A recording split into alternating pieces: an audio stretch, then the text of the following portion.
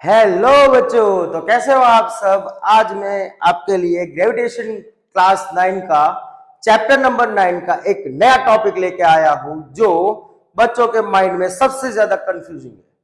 क्यों कंफ्यूजिंग है? क्योंकि जब आप कहीं पे भी जाते हो या फिर खाना खाते हो तो लोग आपको पूछते हैं व्हाट इज योर वेट।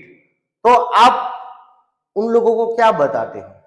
आप हर बार एक ही चीज बताओगे कि मेरा वेट कितना है, तो क्या 60 kg, 40 kg according to their body weight, right. But actual में वो वेट नहीं है। देखो, ग्रेविटेशन में ऐसे बहुत सारे टॉपिक्स हैं जिसमें बच्चों को कहीं ना कहीं थोड़ी मिसअंडरस्टैंडिंग हो जाती है या फिर कहीं ना कहीं गलतियां हो जाती है। तो वही गलतियां और मिसअंडरस्टैंडिंग को सुधारने के लिए मैं आपके लिए लाया हूं ये पूरा simple explanation of all topics. तो चलिए आज शुरू करते हैं। Welcome to Shikshapeeth academy. आज का टॉपिक का नाम है mass and weight. What is the difference between mass and weight? So first of all we have to understand about the mass. Actual में mass होता क्या है, right? We know that all things are made up of matter, right? So matter, mass होता है एक type का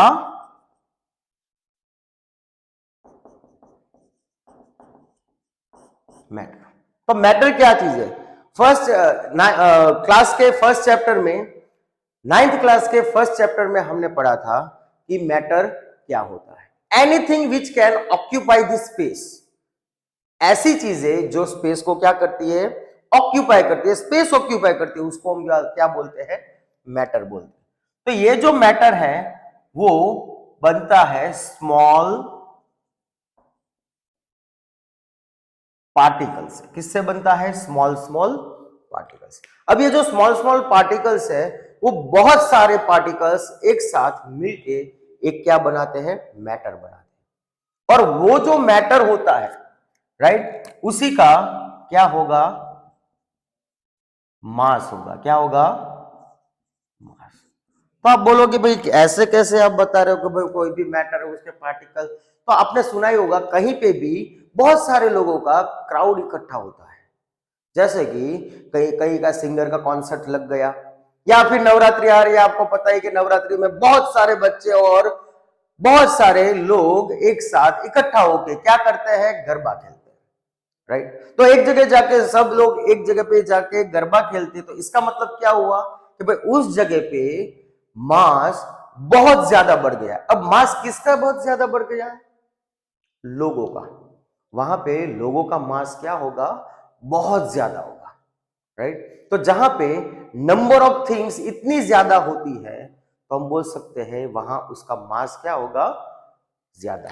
सो matter जो बना हुआ है वो किससे बना हुआ है? स्मॉल स्मॉल पार्टिकल से बना हुआ, एज वी नो। और ये जो स्मॉल स्मॉल पार्टिकल इकट्ठा होके क्या बनाते हैं? मास बनाते हैं। Understand? So we can say that mass is nothing but it is a group of things. बहुत सारी चीजों का ग्रुप बन जाता है, उसको हम मास बोलते हैं, राइट। आपने सुना होगा कि ब्रेकिंग न्यूज में आज ये XYZ नेता की कोई सभा थी और वहां पे बहुत सारे लोग थे, राइट। तो मास बहुत ज्यादा हो गया, उसके कारण वहां पे क्या हो गई? हड़बड़ी मच गई। ऐसा कुछ सुना होगा आपने, राइट। तो देखो बच्चों, मास जो होता है वो क्या होता है? Group of things. Group of things. समझ में आ गया, राइट। तो मास ग्रुप ऑफ थिंग्स होता है, उसका जो यूनिट होता है। अब बच्चों यूनिट क्या होता है? कोई भी क्वांटिटी है उसको मेजर करने के लिए कुछ ना कुछ हम वर्ड यूज करते हैं। जैसे कि लेंथ, कि भाई what is the length of this marker, what is the distance between one place to another place, what is the distance between your home to your school। तो एक टाइप की क्या हुई? लेंथ हुई। तो आप कभी ऐसा बोलोगे the length of this marker is 2 kg? we cannot say that, right? Why? Because here we are measuring different quantity and we are giving the unit that is different. So each and every quantity have a particular unit, right? So mass has also one particular unit, that is kg, जिसको हम क्या बोलते हैं, kilogram बोलते हैं। सब्जी खरीदने जाते हो कभी कभी, राइट? नहीं जाते हो तो जाना, वहां पे आपको पता चलेगा कोई भी सब्जी होती है उसको हम जब मेजर करते हैं, वैसे हम मेजर नहीं करते, सब्जी वाला मेजर करता है, तो वो ऑलवेज किस में होता है, या तो केजी में होता है या तो ग्राम में होता है। अंडरस्टैंड? तो वो आप क्या ले रहे हो, नंबर ऑफ थिंग्स ले रहे हो, राइट? ग्रुप ऑफ थिंग्स ले रहे हो। तो ग्रुप ऑफ थिंग्स मतलब क्या होता है, मास होता है। अब बच्चों ये मुझे एक बात बताओ, ग्रुप ऑफ थिंग्स मतलब फॉर एग्जांपल आपके पास 2 हाथ, 2 पैर, 2 आंखें, 2 कान, इतनी चीजें मिला के अ ग्रुप ऑफ थिंग हो गया, राइट? फॉर एग्जांपल आप यहां से कहीं दूसरी जगह पे जाते हो, दूसरे स्टेट में जाते हो या फिर दूसरी कंट्री में जाते हो, तो क्या आपका एक हाथ कम हो जाएगा? Obviously not. आपकी एक आंखें कम हो जाएगी? Obviously not, right? वहां भी आपके 2 हाथ ही रहेंगे, 2 पैर ही रहेंगे, 2 आंखें ही रहेंगी, 2 कान ही रहेंगे। So what I am trying to say that whenever you will go, your mass remain constant. Mass क्या रहता है? कांस्टेंट रहता है। आप कहीं पे भी चले जाओ, आपका मास क्या रहेगा? कांस्टेंट रहेगा। For example a person have mass that is 20 kg, तो वो पर्सन अगर मून पे चला जाएगा तो भी उसका मास क्या रहेगा? ऑलवेज 20 kg ही रहेगा। ना तो मास इंक्रीज होगा, ना तो मास डिक्रीज होगा। The conservation law of the mass is mass never be created nor be destroy. इसको क्रिएट भी नहीं किया जा सकता और डिस्ट्रॉय भी नहीं किया जा सकता, that we know.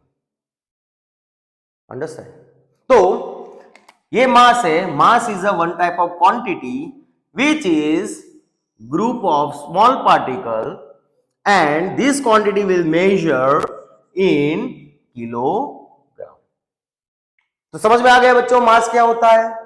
Simple as that. Mass is a group of thing which is measured in kg, right? तो जब भी कोई आपको पूछता है कि भाई बेटा तेरा वेट कितना है, तो आप क्या बोलते हो? भाई मेरा वेट 50 kg है, right? Which is your mass, not your weight. सामने वाला आपको पूछ रहा है वेट और आप बता रहे हो उसको मास। टेक्निकली वो क्या है? रॉन्ग है, बट हम उसको बताने नहीं जाएंगे भाई ये ऐसा है, तो ये थोड़ी लंबी प्रोसेस हो जाएगी, राइट? क्योंकि वो जो समझना चाहते हैं वो हम बोल देंगे। तो कहना ये चाहता हूं कि ये जो मास है वो डिफरेंट थिंग होती है और आपका वेट जो होता है वो भी क्या होता है? डिफरेंट होता है, राइट? तो आप यूनिवर्स के कोई भी कोने में चले जाओ, अर्थ पे हो, अर्थ पे मास आपका 60 kg है, मून पे चले जाओ, मून पे भी आपका मास कितना रहेगा? 60 kg। आप जुपिटर पे चले जाओ, मार्स पे चले जाओ, यूनिवर्स के कोई भी कोने में चले जाओ, आपका मास क्या रहेगा? कांस्टेंट रहेगा। क्या रहेगा? कांस्टेंट। समझ में आया, right? Then our next quantity is weight, right? Mass is a quantity, again mass is a quantity which is made up of small particle, right? small छोटे छोटे पार्टिकल, वो क्या होता है? मैटर होता है, राइट? और उसका यूनिट क्या होता है?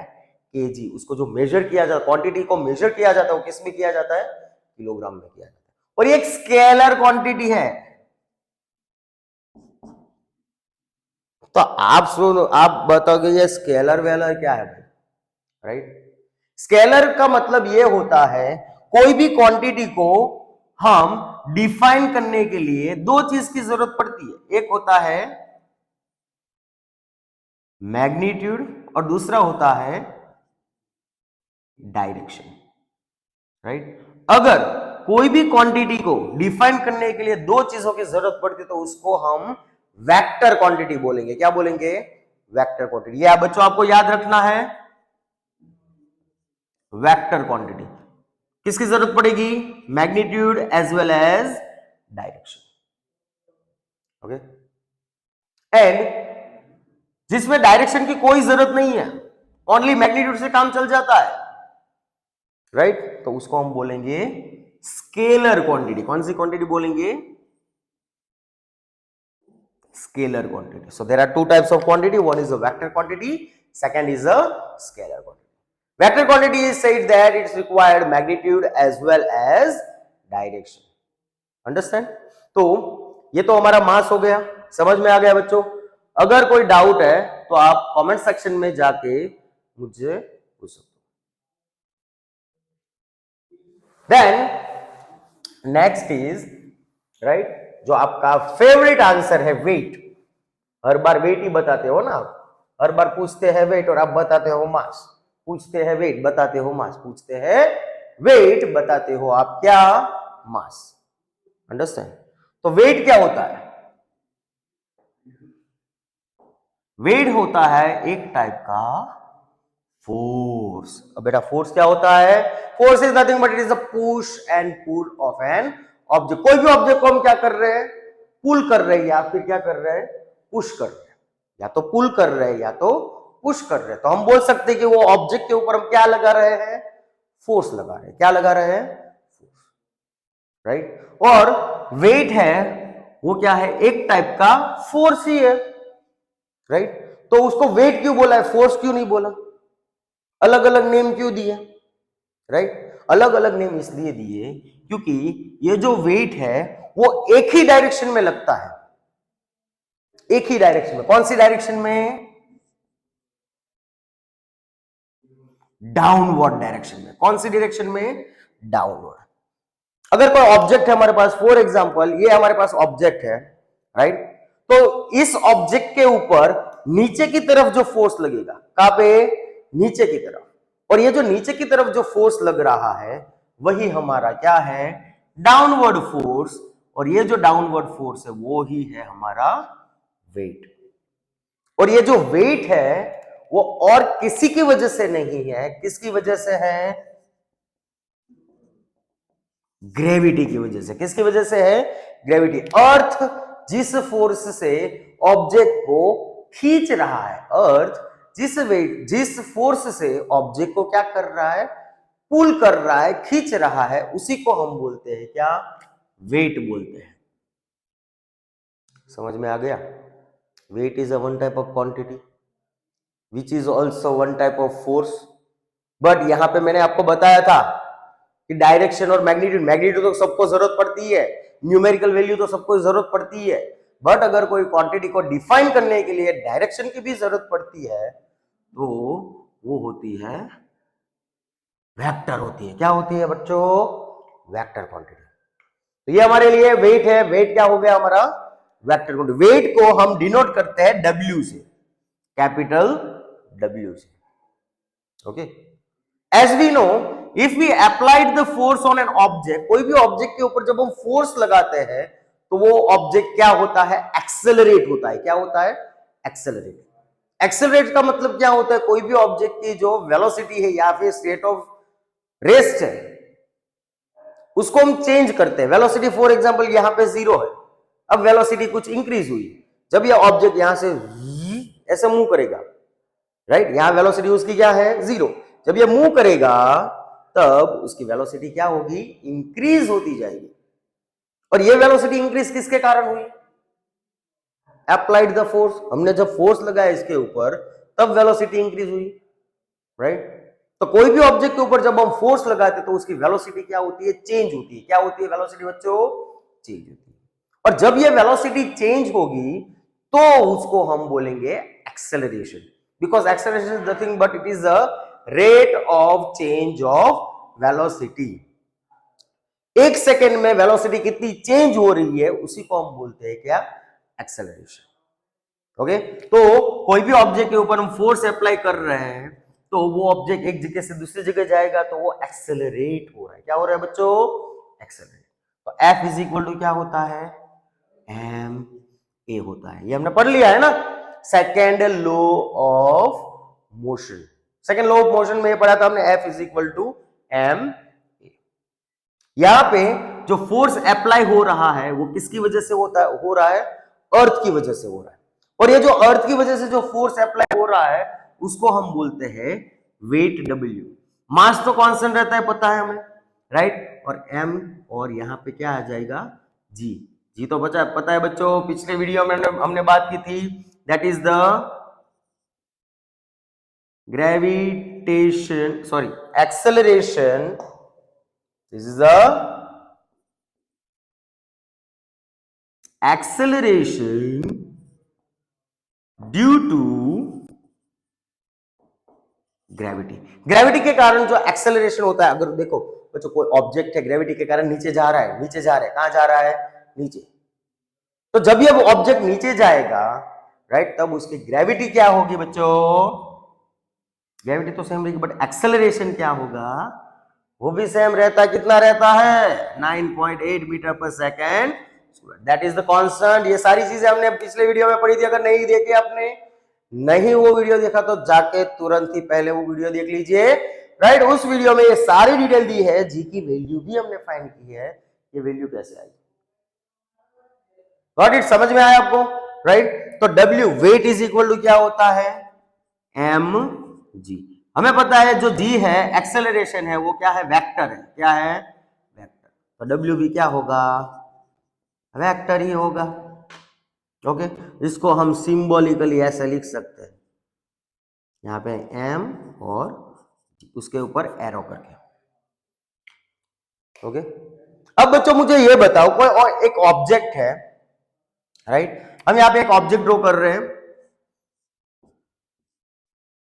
ये ऑब्जेक्ट है, इसका मास, सुनना मैं क्या बोल रहा हूं, मास है 5 kg, मास कितना है ऑब्जेक्ट का, 5 kg। अब ऑब्जेक्ट का मास 5 है, तो हमें क्या फाइंड करना है, उसका वेट फाइंड करना है, क्या फाइंड करना है, वेट, और वो भी वेट कहां फाइंड करना है, अर्थ के ऊपर। अभी बच्चों इसके बाद का एक टॉपिक है जो बहुत इंटरेस्टिंग है, जो हम पढ़ेंगे कि अर्थ पे कितना वेट होता है कोई भी ऑब्जेक्ट का, और मून पे कितना होता है, ओके।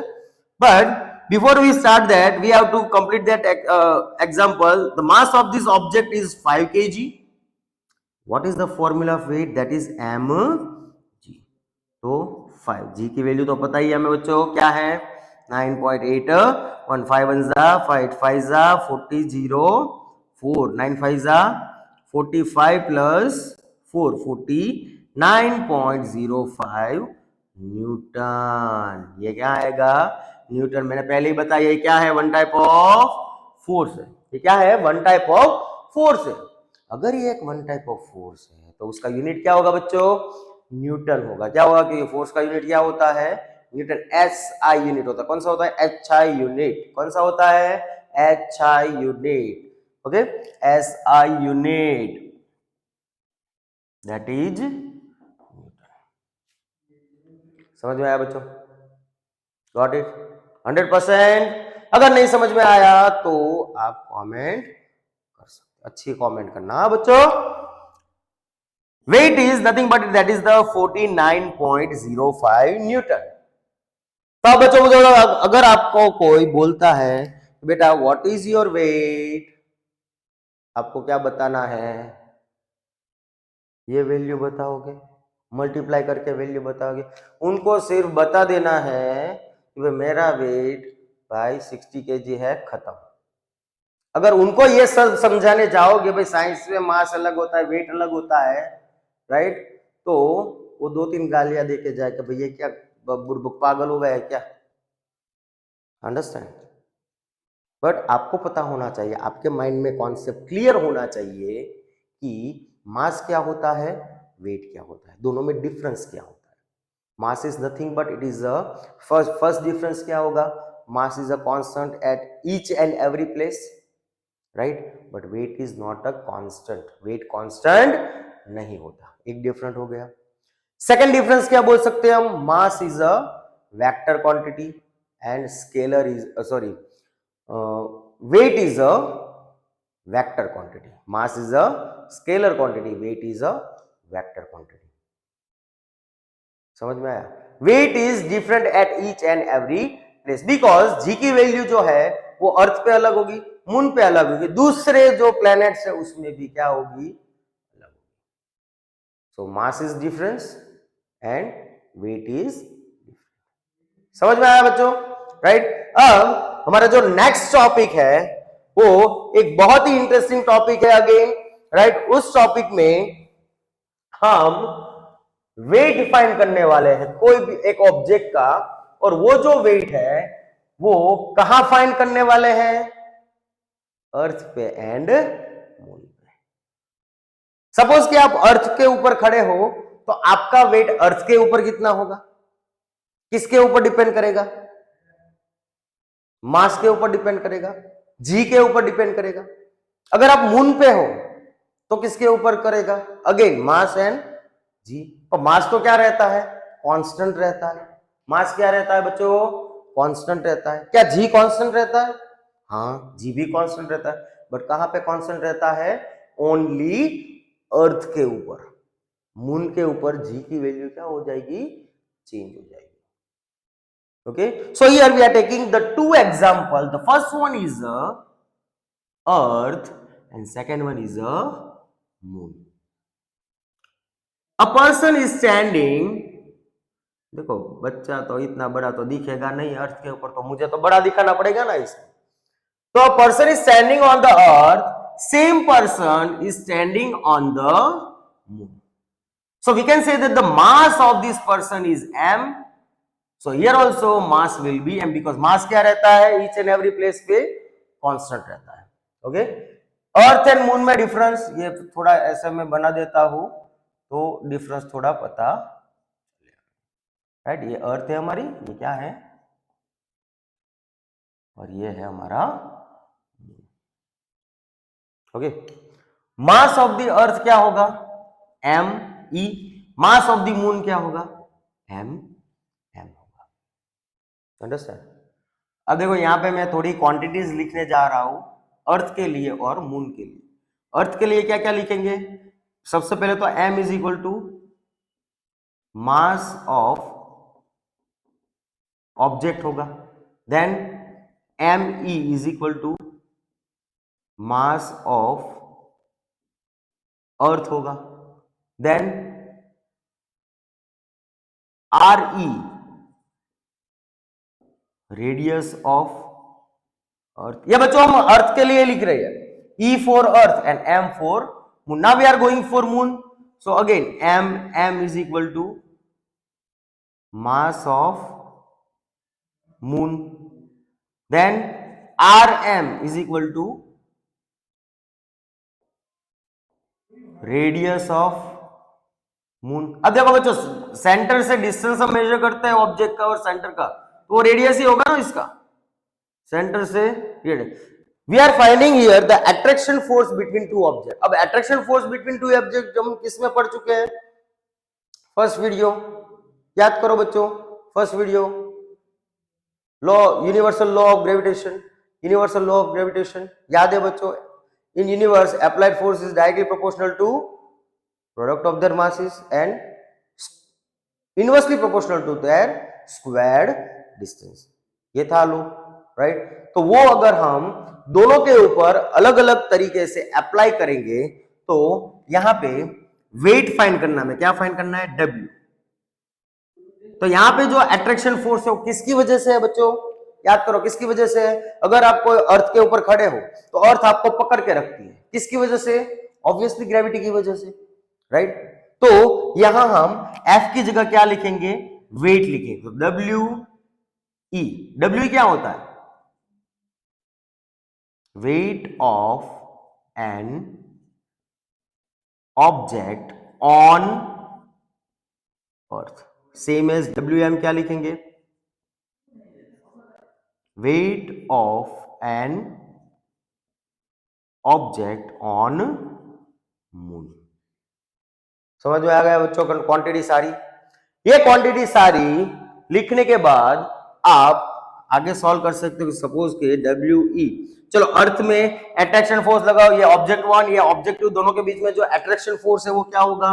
एक तो कैपिटल G आएगा, that is the universal gravitational constant, then mass of the object 1, mass of the object 2 divided by distance between them, and distance between them is RE square. This is equation number 1. समझ में आ गया? Same attraction force we have to find for moon. WM is equal to capital G, small m देखो जो यहाँ m है ना वो सेम ही रहेगा क्योंकि पर्सन तो एक ही है ना। इससे पहले ही मैंने बताया यूनिवर्स में कहीं पे भी कोई भी पर्सन जाएगा या कोई भी ऑब्जेक्ट जाएगा उसका मास क्या रहेगा, कांस्टेंट रहेगा। कैसा रहेगा बच्चों, कांस्टेंट। तो यहाँ पे मास क्या रह रहा है बच्चों, दोनों का कांस्टेंट रह रहा है। That's why I am written here m divide by r m square. This is the equation number 2। Got it. Now we have to take the ratio. इसका क्या लेना है हमें, रेशियो लेना है। अब रेशियो कैसे लेंगे हम, देखो बच्चों हम न्यूमरेटर में रखेंगे Wm को और डिनोमिनेटर में रखेंगे We को। न्यूमरेटर में Wm की वैल्यू क्या है, equation number 2 capital G m m upon rm square divide by. Now we have to put the value of We. We is equal to क्या होता है, G m me upon re square. थोड़ा mathematics लगाना पड़ेगा बच्चों इसके लिए। देखो साइंस में जो फिजिक्स का जो पार्ट होता है उसमें combination of science as well as mathematics. Mathematics के बेसिक फंडा आपको आने चाहिए, राइट। तो बेसिक फंडा में क्या है, न्यूमरेटर होता है, डिनोमिनेटर होता है, अगेन न्यूमरेटर होता है, डिनोमिनेटर होता है। अगर ये ऐसा है a upon b and c upon d, if this type of fractions are given, right, so numerator का डिनोमिनेटर मतलब b हुआ, डिनोमिनेटर का डिनोमिनेटर मतलब d हुआ। न्यूमरेटर का डिनोमिनेटर कहां जाएगा, डिनोमिनेटर में जाएगा, और डिनोमिनेटर का डिनोमिनेटर कहां जाएगा, न्यूमरेटर में। ओके, आप उसको ऐसे भी याद रख सकते हो, ऊपर वाले का नीचे वाला नीचे, नीचे वाले का नीचे वाला ऊपर जाएगा। तो यहां पे हम लिख सकते हैं कि a के साथ कौन सा आएगा, d आएगा, और c के साथ कौन सा आएगा, d। ऐसे मल्टीप्लाई होता है। This is the rule of the numerator and denominator in fraction, right. तो यहां वो रूल हम अप्लाई करेंगे तो चलो g एज इट इज रहेगा, m एज इट इज रहेगा, m एज इट इज रहेगा। ये re स्क्वायर कहां चला जाएगा, ऊपर re स्क्वायर डिनोमिनेटर में। ये g क्या रहेगा, as it is, m as it is रहेगा, me एज इट इज रहेगा। ये rm स्क्वायर कहां आएगा, उसके नीचे। समझ में आया बच्चों, अगर नहीं समझ में आ रहा तो प्लीज कमेंट करो जिससे मुझे पता चले कि आपको किस तरीके से मैं समझा। तो यहां पे देखो सेम वैल्यू जी कट, m कट, तो बचेगा क्या, m re square upon me square.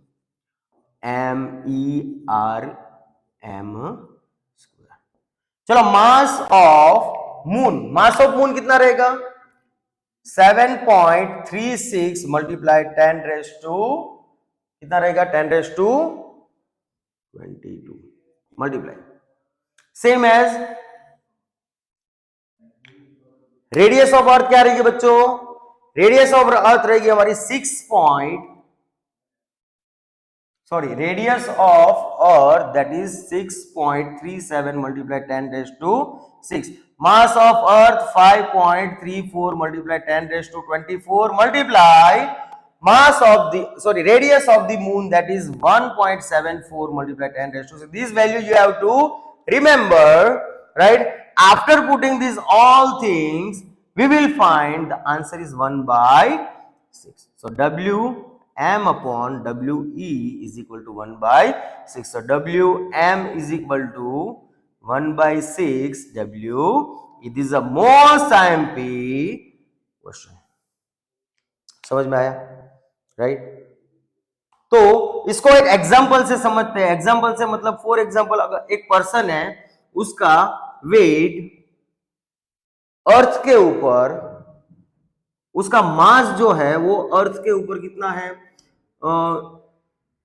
80 kg है अर्थ के ऊपर। तो जी की वैल्यू फॉर एग्जांपल 10 मीटर पर सेकेंड स्क्वायर ले लो, थोड़ी देर के लिए राउंड ऑफ कर दो, तो उसका वेट कितना होगा, 80 मल्टीप्लाई 10 दैट इज 800 न्यूटन। समझ में आया, राइट। इसी का जो वेट है वो मून पे अलग होगा, क्योंकि वेट ये तो किसके ऊपर है, अर्थ के ऊपर। Moon is equal to 800 divide by, इसका जो आंसर आएगा that is the weight of the moon, weight of the moon, sorry weight of the object on moon. Moon के ऊपर ये ऑब्जेक्ट का वेट इतना होगा। समझ में आ गया, राइट। तो बच्चों ये आप लिख लो, जल्दी से स्क्रीनशॉट ले लो, राइट। और इसके न्यूमेरिकल्स भी आते हैं जो हम आगे, गॉट इट, लिख लो जल्दी ये।